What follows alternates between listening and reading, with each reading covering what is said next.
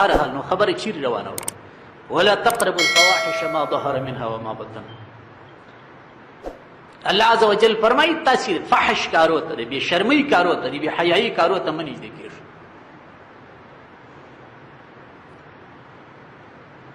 فحش چې عام سول بیا د فحش څخه هر څه عامېږي. لږ به ورشوه سو قرآن کریم ته. زه هر وخت تاسو ته وایم چې د الله کلام ښه خوند کوي. د شیطان دشمني چې د انسان سره شروع سول دا مضمون بیا تاسې ولاړ سئ چې په خلوت کې ستاسو تفسیر شریف راواخلئ. د قرآن کریم 8 سپارې سورة الاعراف ته شئ ورکښته سئ سورة الاعراف خلاص کړئ. دا د دشمنۍ سلسله د حضرت آدم علیه السلام او د شیطان او ابلیس علیه لعنت د دغه ځای شروع کېږي چې د ابلیس و شیطان کوشش دا دی چې په انساني او خصوصا په اسلامي ټولنه کې دی فحشا غواړي. اولنۍ حمله چې ابلیس پر آدم علیه السلام باندې په جنت کې داخل وکړل هغه څه شوه تاسو خبر یاست؟ ينزع عنهما لباسهما الله عز وجل آدم علیه السلام ته وفرمایل چې د دغې درختې څخه فرق مه کوئ. اسكن انت وزوجك الجنه وكلا من حيث شئتما ولا تقربا هذه الشجره فتكونا من الظالمين. الله عز وجل آدم علیه السلام ته وفرمایل حوا رضی الله عنها ته وفرمایل یا آدم اسكن انت وزوجك الجنه اے آدم تو خپل بیبي دی په جنت کې اوسېږئ. وکلا حیث شئتما چې هر ځای مو زړه غواړي د جنت میوې خورئ مزې عیش و عشرت دلته کوئ. ولا تقربا هذه الشجره په دې جنت کې یو درخت ته پام کوئ دلته نږدې نه سئ پام کوئ د دې څخه خوراک ونه کوئ فتکونا من الظالمین. حضرت مولانا ادریس کاندلوی رحمت الله علیه څومره ښایسته ترجمه کړې ده. د یو عام تفاسیر د ظالمین ترجمه په ظالمانو سره کوي. ظالم په ټولنه کې موږ تاسې نه کوي په بدنامه پیژنو. ولې ظالم العیاذ بالله موږ غل ته وایي ظالم موږ غاصب ته وایي ظالم موږ قاتل ته وایي ظالم موږ چې نه حق د بل حق خوري. دی فرمایي دلته د ظلم ترجمه مه کوئ که څه په لغوي اعتبار سره سیره. دی وایي ظالم د ظلم څه دی؟ د ظلم معنا کموالی د ظلم معنا خساره و نقصان. فتکونا من الظالمین ای آدم و حوا د دې درختې څخه خوراک مه کوئ. که مو چیرې خوراک وکئ فتکونا سئ به تاسې من الظالمین د خسارې والا کسانو څخه د نقصان والا کسانو څخه به سئ د تاواني خلکو څخه به سئ. دا ډېره ښایسته ترجمه ده. زه تاسې ته وایم چې په آسیا او په بر صغیر کې په عجمي ژبه کې ولو که فارسي ده ولو که پښتو ده ولو که بلوچي ده ولو که اردو ده ولو که هندي ده بر صغیر ته خدمت چې کړی دی هغه د دیوبند علماو کړی دی. اولنی تفسیر چې د عربي ژبې سره و عجمي ژبې ته راوستی دی شاه ولی الله محدث دهلوي رحمت الله علیه راوړی فتح الرحمن په نامه باندې. موږ بل تفسیر نه لرو. نن موږ تفسیر حدیث فقه ټوله د دې بزرګانو څخه زده کوو. نو فتکونا من الظالمین ای آدم و حوا د دغې درختې څخه فرق مه کوئ. که مو وکئ نو تاسې به چی سئ؟ د تاوان پورته کوونکو خلکو سره سئ د نقصان والا خلکو سره سئ. فوسوس الیهم الشیطان شیطان راغی دوی ته وسوسې ور واچولې. څنګه وسوسه یې ور واچولې چې دغې څه درخت څخه فرق وکړي. وقاسمهما انی لکما لمن الناصحین شیطان راغی آدم و حوا حضرت آدم علیه السلام و حوا انا ته کښېنستې چې دا تاسو خبرې څه کوئ. الله عز وجل ځکه تاسې د دغه درختې د خوراک څه منع کړي چې د دې درختې دوه خاصیته دي. یو خاصیت د دې درختې دا دی که چا د دغې درختې څه خوراک وکړي د هغه څه به فرشته جوړېږي هغه به ملکه جوړېږي بس انسانیت ختمېږي. او دوم خاصیت د دې درختې دا دی چې هر چا د دې درختې څه خوراک وکړي جنت به همیشه د هغه دپاره ځای. حضرت آدم علیه السلام وایي د الله عز وجل د ذات رښتنی عاشق و. حضرت آدم علیه السلام په دغه پیدایي که زما څه ملکه یا فرشته جوړه سي او یا زه په جنت کې پاته سم دا د جنت بقا د الله عز وجل د قربت و نږدېکت ذریعه ده. زه باید دلته پاته سم. خبر نه و چې الهي فیصلې نورې دي. جنت ځای د توالد تناسل نه دی، جنت ځای د توالد تناسل نه دی، د غنم دانه بانسول بابا ته. هلته خو تقدیرات نور ول بانسول. شیطان راغی قسمونه ورته واخیستل چې د الله په ذات مې قسم که تاسې د دغه درختې څه خوراک وکړئ نو تاسې به دلته پاته سئ. وایي حضرت آدم علیه السلام ځکه د شیطان په خبره باور وکړي چې آدم علیه السلام تر ننه دا سوچ فکر نه وکړي چې داسې به یو څوک وي چې د الله عز وجل په نامه به درواغ قسم خوري. هغه څه خبرو چې په 14مه پیړۍ یا په 20مه پیړۍ کې به داسې انسانان راځي چې قسم به نسوار نه وي ورته. سوال دا پیدا کیږي چې الله عز وجل آدم علیه السلام ته فرمایلی و چې د دې درختې څه خوراک مه کوه، دا یاو. او آدم علیه السلام ته شیطان معلوم و چې دا هغه سړی دی چې تا ته سجده ونه کړل، د شیطان دشمني مور معلوم و. بیا څنګه آدم علیه السلام خطا شي؟ وقاسمهما، شیطان قسمونه ورته چې والله بالله تالله ثم بالله رښتیا درته وایم. آدم علیه السلام دا فکر نه کوي چې د الله په نامه به هم خلک درواغ قسم اخلي. فلما ذاقا الشجرة بدت لهما سوآتهما، فلما ذاقا الشجرة چې کله دوی راولاړ سول د غنم د درختې سې خوراک شروع کړي، بدت لهما سوآتهما، غلیظه عورتونه یې ښکاره سول.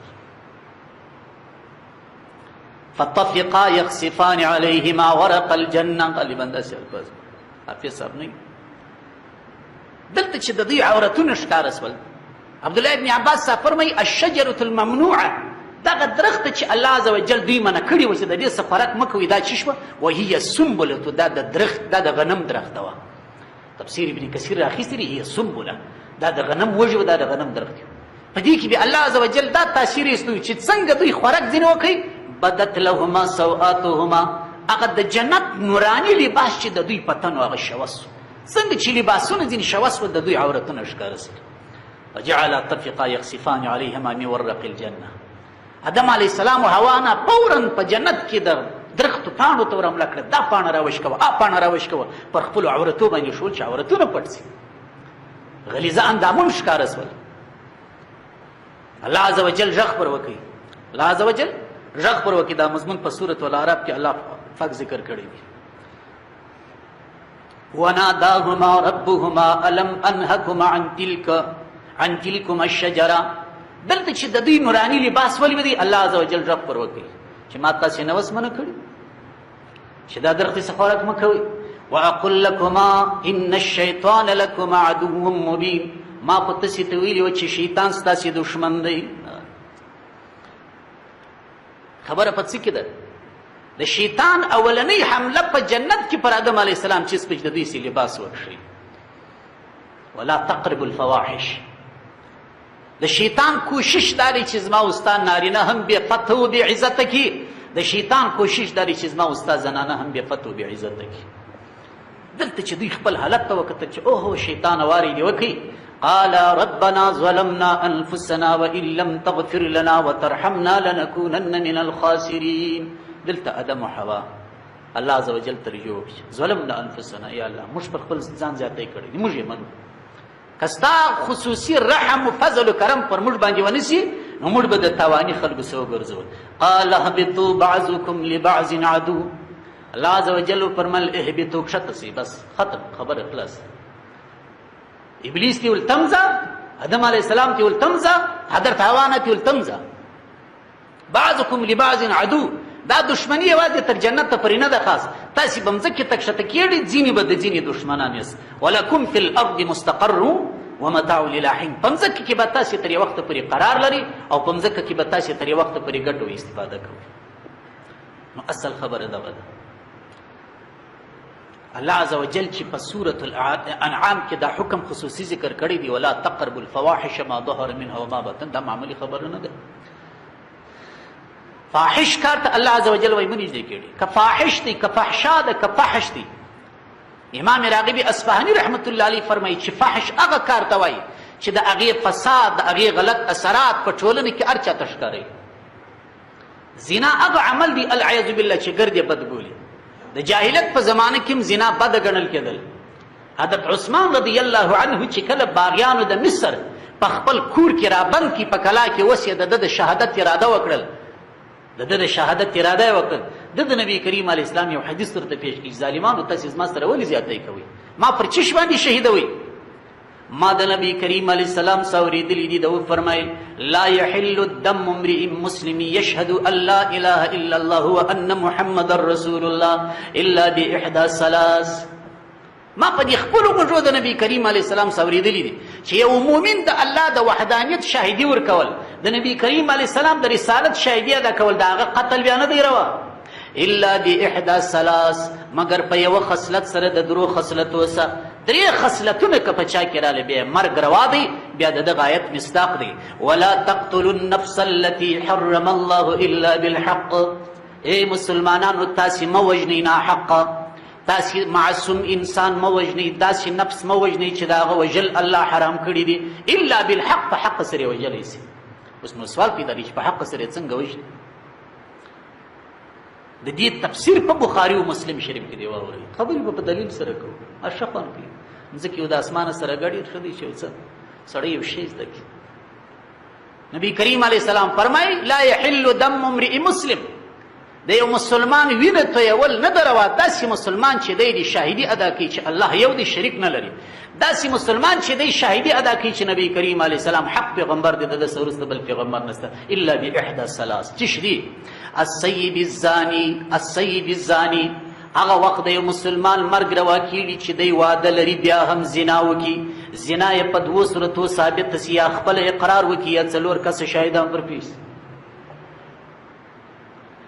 زموږ دیو پورته کړي دا د بشریت خلاف دی دا د انسانیت خلاف دی والمیرې مې نه دل تر مور مهربانه میرې مې نه تر مور مهربانه الله عز وجل شفق ویلي الله عز وجل د زناکار سزا رجم بیان کړی ده الشیخ والشیخة اذا زنیا فرجموهما نکالا من الله عبدالله ابن مسعود صاحب فرمایي دغه آیت دی چې الفاظ منسوخ دي حکم یې ژوندی دی نر او ښځې چې کله زنا سره وکړه العیاذ بالله واده یې درلودی نو فرجموها تاسې دوی په کاڼو سنګسار کوي موږ د الله خوا نسو بدولی که د بین الملل خوا بدیږي که د حقوق بشر خوا بدیږي که د حقوق زنان خوا بدیږي دا د الله فیصله د مسلمان منلې ده ولې شریعت دومره سخته سزا ټاکلې ده څوک فکر کوی سي واده والا ښځه چې دا بد عمل ترسره کړي نن افسوس داري چې په اسلامي ملکونو کې جواز اللیسنس ورکول کېږي د زنا دا ډول د اسلام دعوه کوي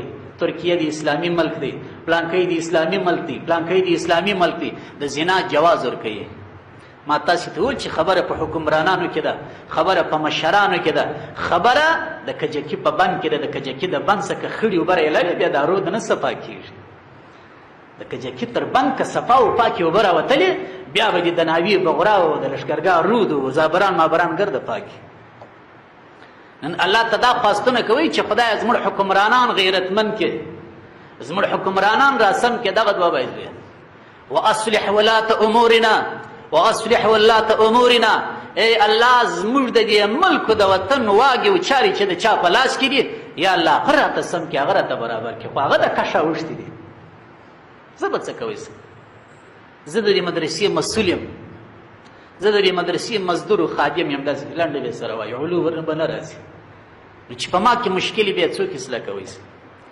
زه به دا پیسې هم غلا کوم خرابې به مصرفوم دلته بغیر قانوني کارونه هم کوم چې زما د غالي نول او چې د خانې صدرې د څه ویلي دي متل څه سو وایسته نو مخته نه ځو او چې د خانې صدرې د کراس دي